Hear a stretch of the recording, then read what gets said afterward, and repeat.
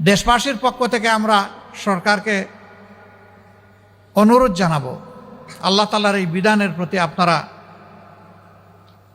সংখ্যাগরিষ্ঠ এই মুসলমানের দেশে আমরা আশা করব আপনারা সম্মান প্রদর্শন করবেন।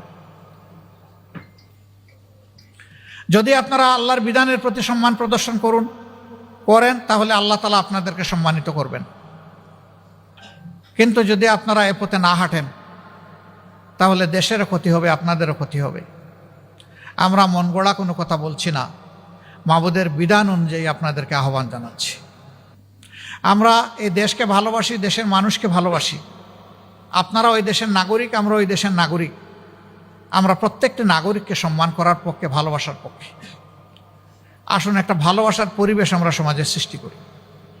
হিংসা, হানাহানির, দলীয় সংকীর্ণতার রাজনীতির গণ্ডি থেকে আমরা বের হয়ে আসি।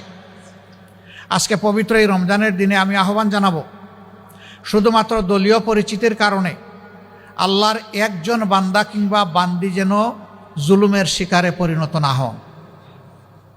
এটা যদি করা হয়, এটা হবে ইতিহাসকে অগ্রাহ্য, অমান্য, অশ্রদ্ধা করার শামিল। অতীতে যারা যে যুগে যখন এটা করেছেন তারা ঠিকমতোই আল্লাহ তাআলার পক্ষ থেকে পাওনাটা তারা বুঝে পেয়েছেন।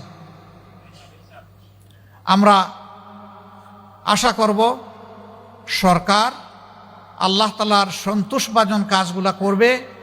যে কাজে আল্লাহ তাআলা অসন্তুষ্ট হন সেই কাজ থেকে নিজেরা বিরত থাকবে এবং দেশবাসীকে রক্ষা করার তারা চেষ্টা করবেন।